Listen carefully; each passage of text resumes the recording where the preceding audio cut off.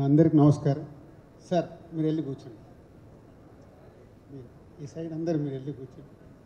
వైష్ణవి కూర్చో, వెళ్ళి మీరు ఉండాలి. అందరికి నమస్కారం. మా అందరి జర్నీ మీ అందరికీ తెలిసిందే, కొత్తగా చెప్పేదేం లేదు. నాది, శిరీష్ గారిది అండ్ మాతో పాటు లక్ష్మణ్ గారు ఉండేవారు.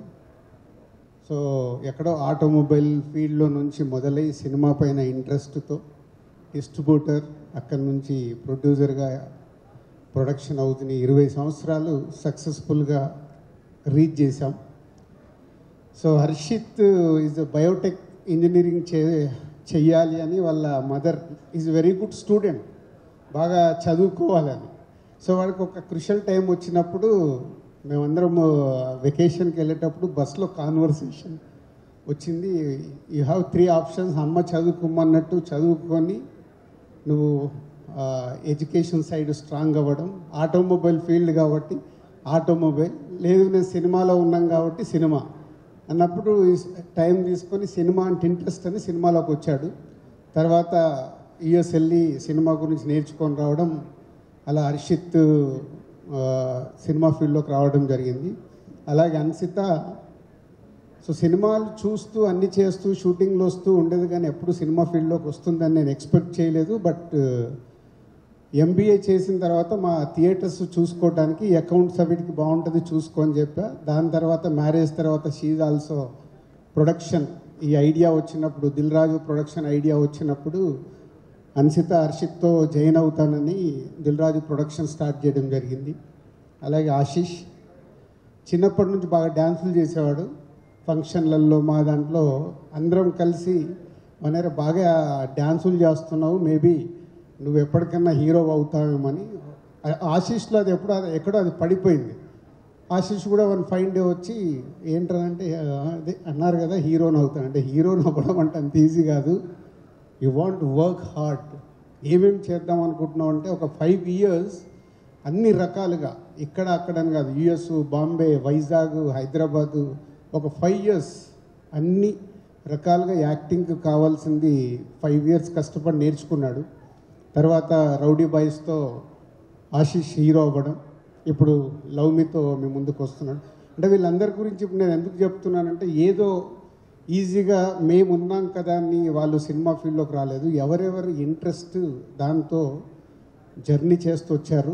సో ఇప్పుడు వాళ్ళు రావడం గొప్ప కాదు, ఇప్పుడు వచ్చింది మేము క్రియేట్ చేసింది 20 years నుంచి వాళ్ళు నిలబడుతూ దీన్ని నిలబెట్టడం వాళ్ళకి ఛాలెంజ్. దానికోసం వాళ్ళు డే అండ్ నైట్ వర్క్ చేయాలి. It's not easy.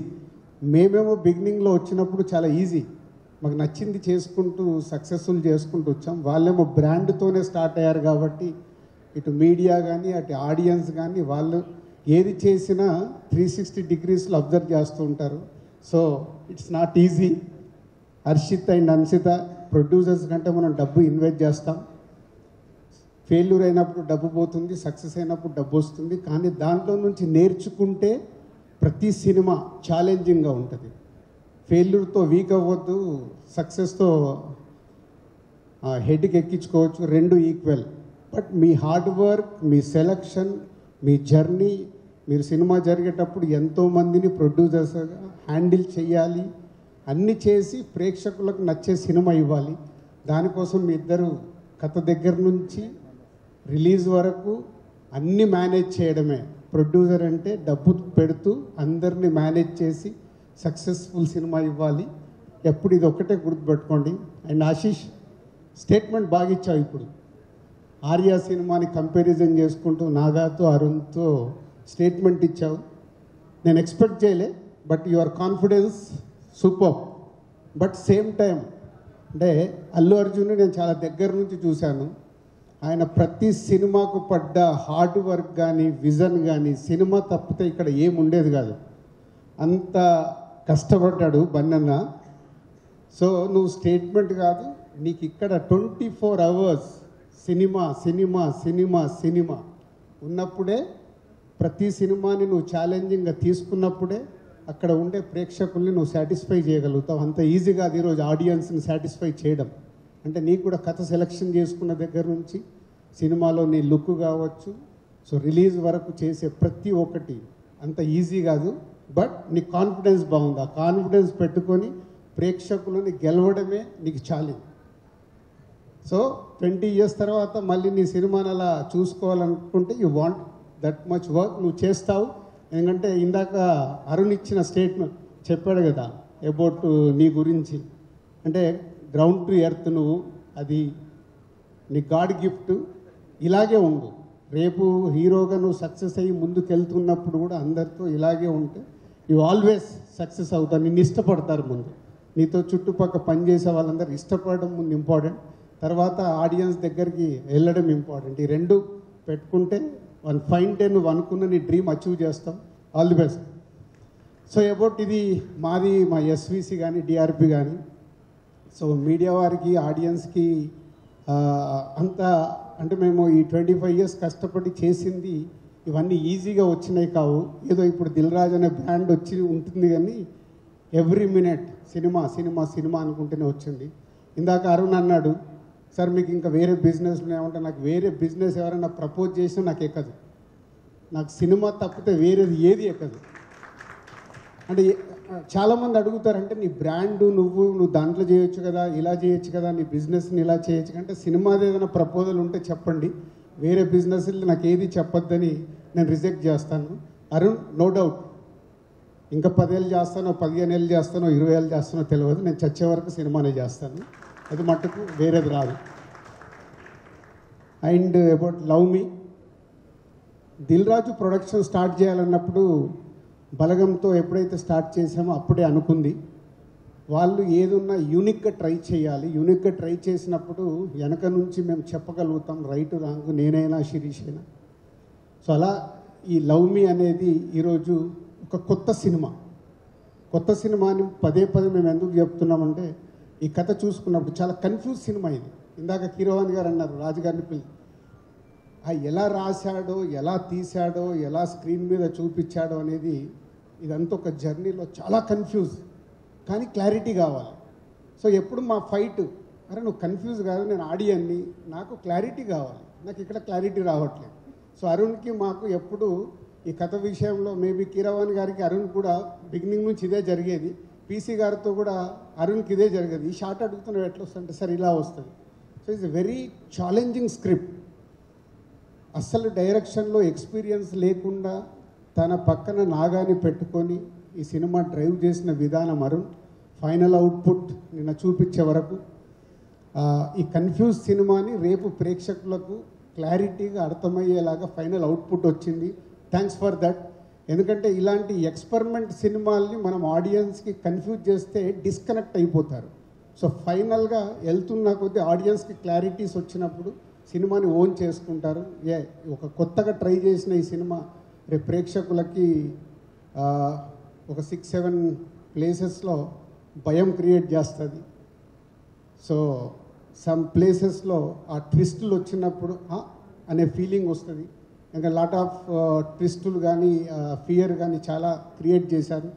And select చేసుకున్న ఆర్టిస్టులందరినీ అండ్ హీరోయిన్ని అండ్ టెక్నీషియన్స్ని అందరిని ఒక టీమ్గా చేసుకొని ఫైనల్గా మీరు రీచ్ అయ్యారు.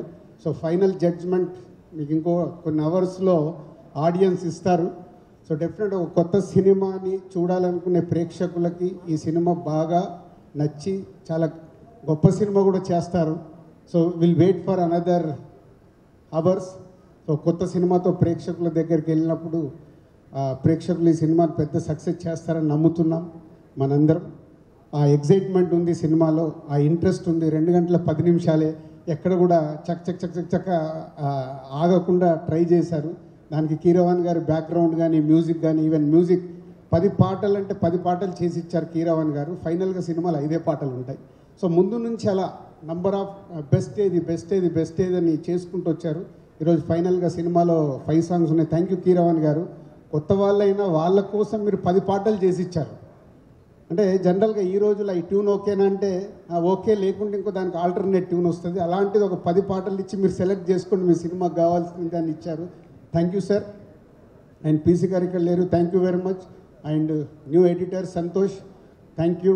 అండ్ నవీన్ నూలి ఈ సినిమాకి ఈ ట్రైలర్లు ఇవన్నీ వెనుకకు వచ్చి లాస్ట్ మినిట్లో బాగా హెల్ప్ చేశాడు. Thank you Naveen and old team and production team, my EPs అందరికీ, డైరెక్షన్ డిపార్ట్మెంట్ అందరికీ నిన్నటి వరకు కష్టపడ్డారు మీరు. Thank you very much to everyone. And Balagam అయింది, ఇప్పుడు నెక్స్ట్ లవ్ మీతో అరుణ్ అయ్యాడు.